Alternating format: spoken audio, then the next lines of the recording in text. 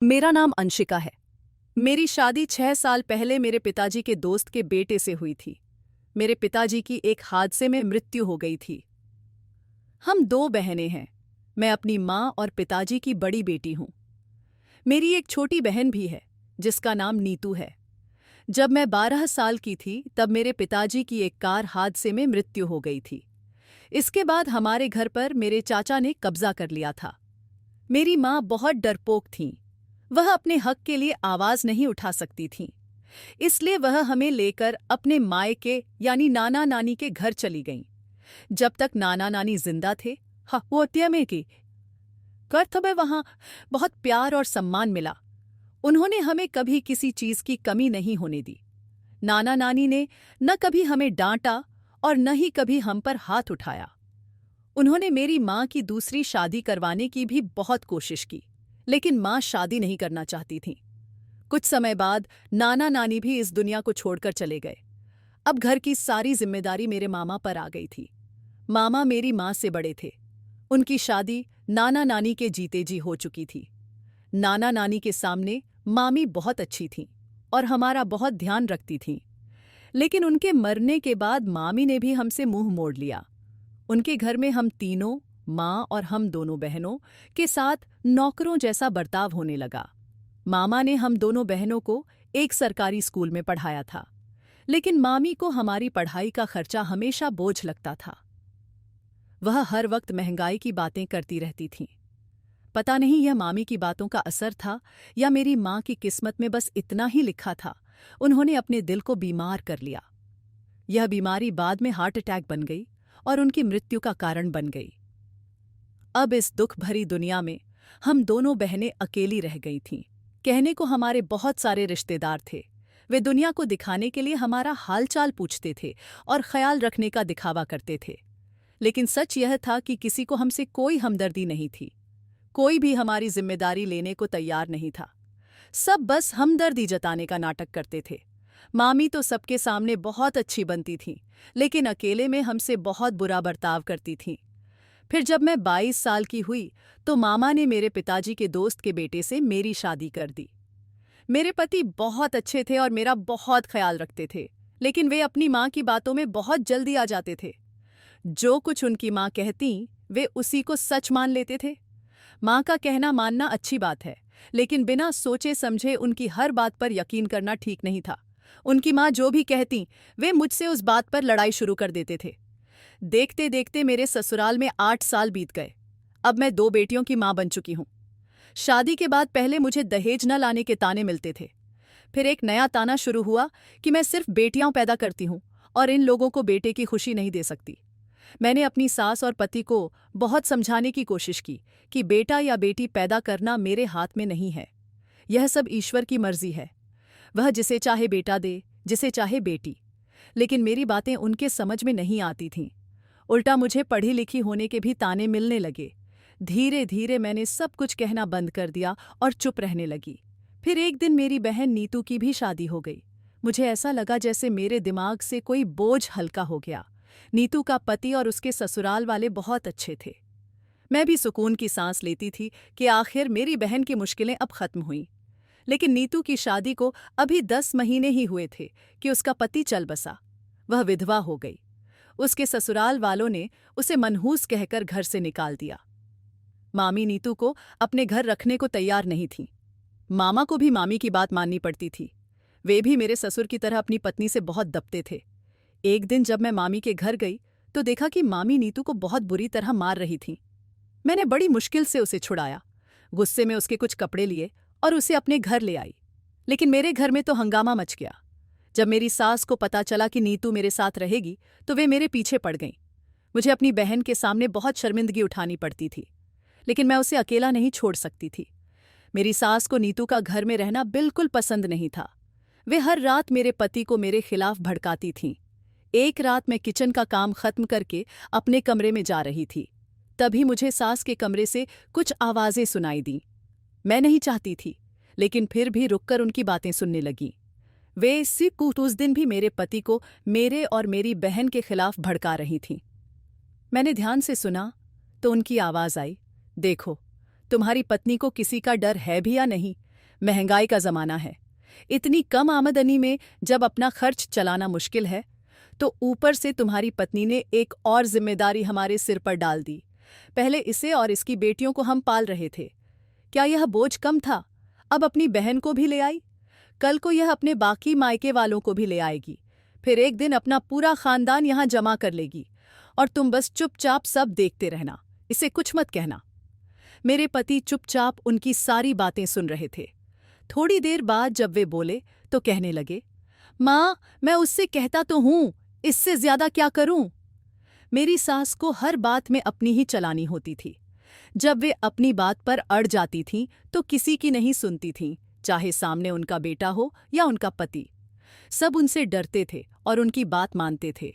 बेटे का डर तो समझ आता था, क्योंकि वह अपनी माँ को जवाब नहीं दे सकता था। लेकिन मेरे ससुर क्यों उनसे डरते थे और उनकी हर गलत बात को चुपचाप मान लेते थे, यह मेरी समझ से बाहर था। मेरी बहन बहुत अच्छी और मासूम थी, नैती था। वह सबका कहना मानती थी और बड़ों का सम्मान करती थी। वह हालात से मजबूर थी। इसमें उसकी क्या गलती थी? इस दुनिया में मेरे अलावा उसका कोई नहीं था। वह जाती तो कहाँ जाती? ऐसे मुश्किल वक्त में अगर मैं भी उसका साथ न देती तो ऐसे रिश्तों का क्या फायदा जो मुसीबत में काम न आए। मैं अपनी सास की बातें सुनकर अपने आंसू पीती हुई कमरे में चली गई। जब मेरे पति आए तो मैं समझ गई कि अब वे मुझ पर गुस्सा निकालेंगे। उनके चेहरे से साफ पता चल रहा था कि वे बहुत नाराज हैं। जब उन्होंने मुझसे बात करनी चाही तो मैं सोने का नाटक करने लगी। उनकी बातें सुनकर मेरा दिल पहले ही टूट चुका था। मैं और दुख नहीं सहना चाहती थी। फिर पता नहीं रात में कब नींद आ गई। अगली सुबह फिर वही तमाशा शुरू हो गया। मेरी बहन घर के सारे काम करती थी और मेरी मदद भी करती थी। वह चुपचाप यहाँ वक्त गुजार रही थी। अगर सास उसे कुछ कह भी देती तो वह कभी जवाब नहीं देती थी, लेकिन वह सबके बर्ताव को समझ रही थी। एक दिन उसने मुझसे कहा कि वह मामी के घर चली जाएगी, लेकिन मैं जानती थी कि वहाँ मामी उसके साथ क्या करेंगी, इसलिए मैंने उसे सख्ती से मना कर दिया और कहा, तुम्हें परेशान होने की जरूरत नहीं, मैं सब संभाल लूंगी। लेकिन अब घर के हालात मेरे काबू से बाहर हो रहे थे। सास हर वक्त मुझे ताने मारती थी। तुम्हारी बहन यहाँ कब तक रहेगी? मैं उनकी बातों पर चुप रहती थी। मेरी एक ननद थी जो अपनी माँ की तरह बिल्कुल नहीं थी। वह बहुत प्यारी और अच्छी थी। उसकी शादी दूसरे शहर में हुई थी। आज वह अपने पति के साथ कुछ दिनों के लिए हमारे घर आने वाली थी। उसके आने से मुझे हिम्मत मिल रही थी। वह अपनी माँ को मेरे साथ गलत करते देखती तो उन्हें टोक देती थी। मुझे मेरी ननद बहुत पसंद थी, लेकिन उसका पति मुझे बिल्कुल अच्छा नहीं लगता था। वह बहुत बदतमीज था।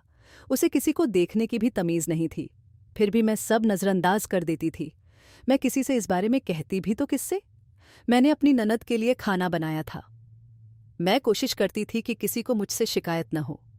जब ननद और उसका पति आए तो मेरी बहन उनसे मिलकर कमरे में चली गई।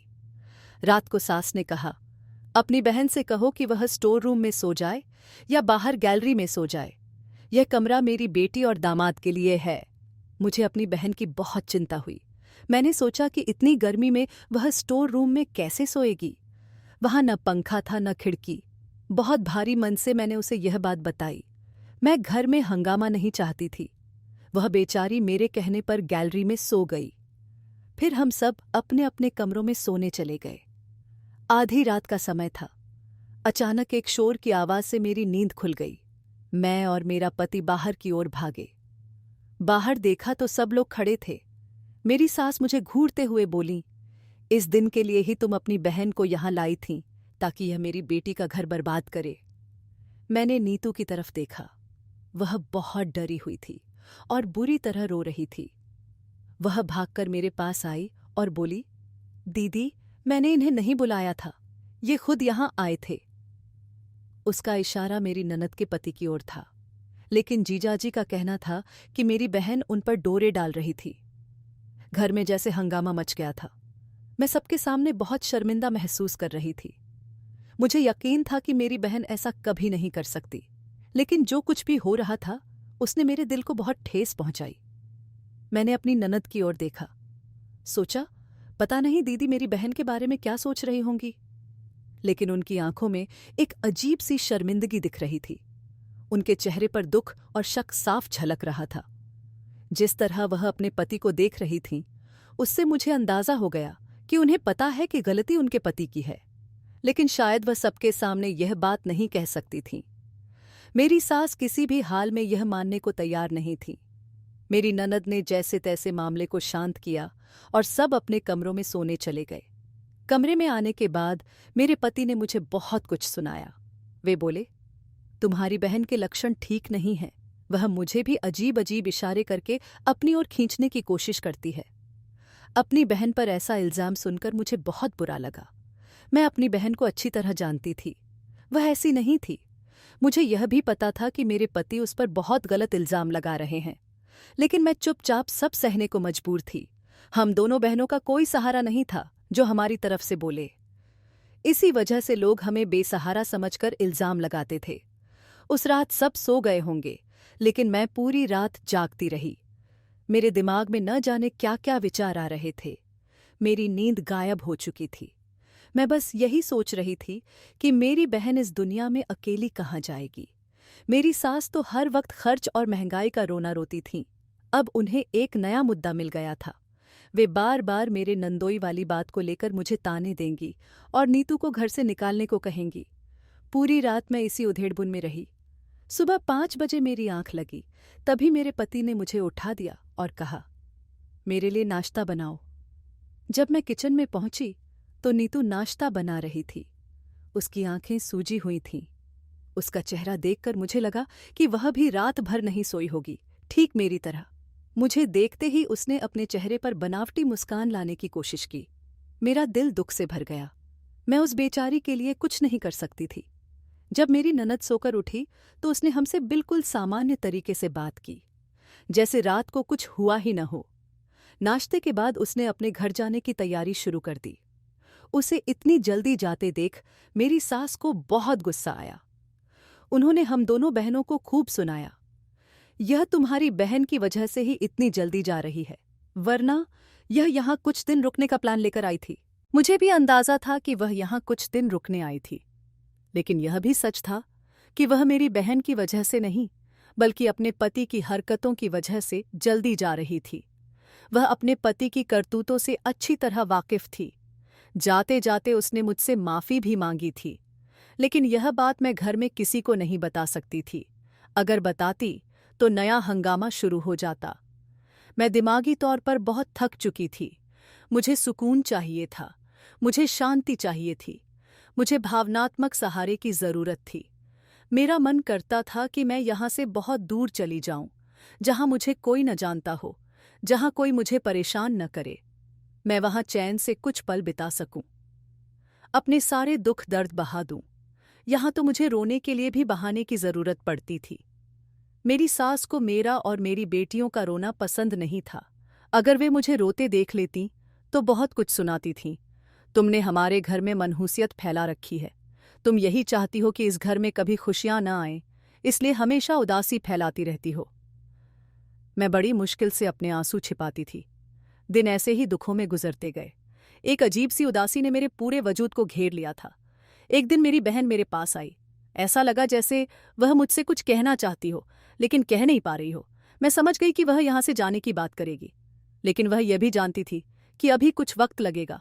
मैं उसका सही रिश्ता देखकर उसकी शादी करवाना चाहती थी, लेकिन किसी हाल में उसे मामा के घर नहीं भेज सकती थी। मैं मामी के उसके साथ किए अत्याचार देख चुकी थी। जब मैंने नीतू से पूछा, क्या बात है, क्या कहना चाहती हो, उसकी आंखों से आंसू बहने लगे। मेरा दिल बहुत दुखी हुआ। मैं उसके आंसू पोंछने लगी और उसे चुप कराने की कोशिश करने लगी। मैं चाहती थी कि वह अपने सारे दुख इन आंसुओं के साथ बहा दे। काफी देर बाद वह संभली। मुझसे कुछ कहना शुरू ही किया था कि ऊपर से मेरी सास की आवाज आई। उन्होंने कहा, जल्दी खाना तैयार करो, घर में कुछ मेहमान आ रहे हैं। मैं कमरे से बाहर चली गई। पता नहीं सास ने नीतू से क्या कहा। उनकी बात करने की आवाज तो आ रही थी, लेकिन समझ नहीं आ रहा था कि वे क्या कह रही थीं। जब मैंने नीतू से दोबारा पूछा तो उसने कुछ न कहकर मुझे टाल दिया, लेकिन उसकी बातों से मैं हैरान रह गई। वह मुझसे कुछ कहना चाह रही थी, पर बता नहीं पा रही थी। मैं अपने काम में व्यस्त हो गई, इसलिए उस पर ज्यादा ध्यान नहीं दे पाई। मुझे लगने लगा कि वह बहुत परेशान रहने लगी थी। वह हमेशा डरी सहमी सी रहती थी। मैंने उससे कई बार पूछा, तुम परेशान क्यों हो? जो बात है मुझे बता दो। लेकिन मुझे ऐसा लगा जैसे वह कुछ कहना चाहती हो पर कह नहीं पा रही हो। जब भी मैं अपनी बहन के साथ अकेले बैठती, सास अचानक आ जाती। उनका व्यवहार मुझे चौंकाने लगा। मुझे शक हुआ कि वे नहीं चाहती कि मैं अपनी बहन के साथ अकेले में बात करूं। मैंने सोचा, शायद उनके दिमाग में यह वहम हो कि हम दोनों बहनें उनकी बुराई करते हैं, इसलिए वे हमें अकेले नहीं छोड़ना चाहती।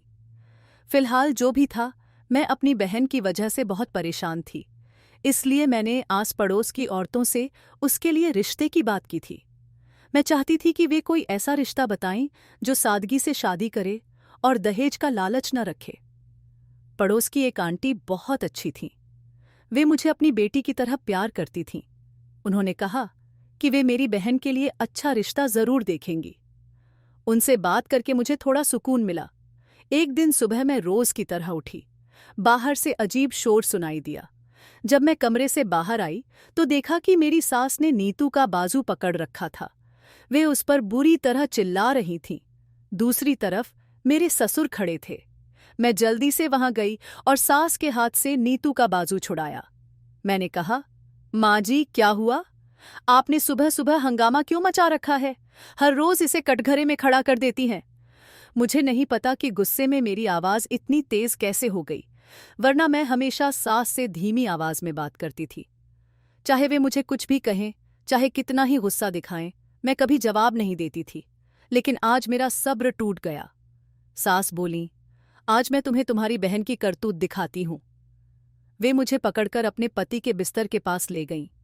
तकिया हटाया तो उसके नीचे नीतू की चूड़ियां और उसकी कुछ चीजें पड़ी थीं। यह देखकर मैं हैरान रह गई। मैंने पूछा, यह सब क्या है? ये यहां कैसे आया? सास बोली, यही सवाल अपनी बहन से पूछो। पहले यह मेरे दामाद को लुभाने की कोशिश कर रही थी।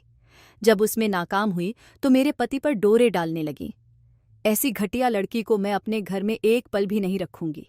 हमने इसे अनाथ समझकर सहारा दिया, लेकिन यह हमारे घर के मर्दों पर नजर डाल रही है। अपनी बहन को यहां से निकालो, वरना तुम्हें भी इसके साथ धक्के देकर बाहर कर दूंगी। यहां से निकलो, जहां मन हो जाओ, और जाते जाते अपनी बेटियों को भी ले जाना। इतना कुछ हो रहा था, लेकिन मेरे पति और ससुर चुपचाप खड़े तमाशा देख रहे थे। मैं ससुर के पास गई और बोली, आप मुझे बताएं क्या हुआ? लेकिन वे मुझसे नजरें चुराने लगे और घर से बाहर चले गए। सास ने तो बहुत बड़ा हंगामा खड़ा कर दिया। पड़ोस के लोग भी घर में आकर यह ड्रामा देख रहे थे। वहां मौजूद लोग हमें और सास को अच्छी तरह जानते थे। अब मेरे पास कोई रास्ता नहीं था सिवाय इसके कि मैं अपनी बहन को यहां से भेज दूं। लेकिन मैं सोच में पड़ गई कि इसे कहां भेजूं। हमारा तो कोई अपना नहीं था, कोई ऐसा नहीं था जो उसे सहारा दे सके। तभी पड़ोस की वही आंटी जिनसे मैंने नीतू के रिश्ते की बात की थी, मेरी मदद के लिए आगे आईं। उन्होंने मुझसे कहा, इतनी बेइज्जती होने के बाद भी क्या तुम अपनी बहन को इस घर में रखना चाहोगी? उनकी बात सुनकर मेरी आंखों में आंसू आ गए। मैंने कहा, आंटी, मुझे समझ नहीं आ रहा कि मैं क्या करूं। आप ही मुझे कोई रास्ता बताइए। मुझे तो कुछ सूझ ही नहीं रहा। अपनी बहन को कहाँ भेजूं? वे बोली, तुम चिंता मत करो, इसे मेरे साथ भेज दो। मैं इसके रहने का इंतजाम कर दूंगी। तुम्हें इसकी कोई फिक्र करने की जरूरत नहीं। मैं इसका बहुत ख्याल रखूंगी। मैंने आंटी पर भरोसा करके नीतू को उनके साथ भेज दिया। ऐसा नहीं था कि मुझे आंटी पर यकीन नहीं था, लेकिन यह भी सच नहीं था कि मैंने अपनी सास की बातों पर भरोसा कर लिया था।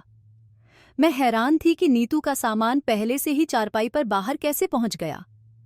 मेरे ससुर ने कहा कि नीतू उनके पास गई थी और उन्होंने उसे वापस भेज दिया, यह कहकर कि वह उनकी बेटी जैसी है। ससुर की बात सुनकर मैं चौंक गई। मुझे उनसे ऐसी बात की उम्मीद नहीं थी। वे हमेशा अपने काम से काम रखते थे और बहुत शरीफ इंसान थे। फिर वे अब यह सब क्यों कह रहे थे? मैं इन बातों को सोच सोचकर उलझती जा रही थी। कुछ दिनों बाद मैंने गौर किया कि जिस दिन से नीतू यहाँ से गई, मेरी सास बहुत खुश दिखने लगी थीं। ऐसा लग रहा था जैसे नीतू उनके लिए बोझ थी।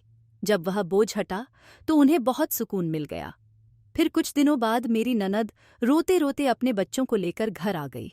उसके अचानक आने और इतना रोने से सब परेशान हो गए। उसने जो खबर सुनाई उसे सुनकर घरवालों के होश उड़ गए। उसने बताया कि उसके पति ने दूसरी शादी कर ली है और अब वह कभी अपने पति के घर वापस नहीं जाना चाहती।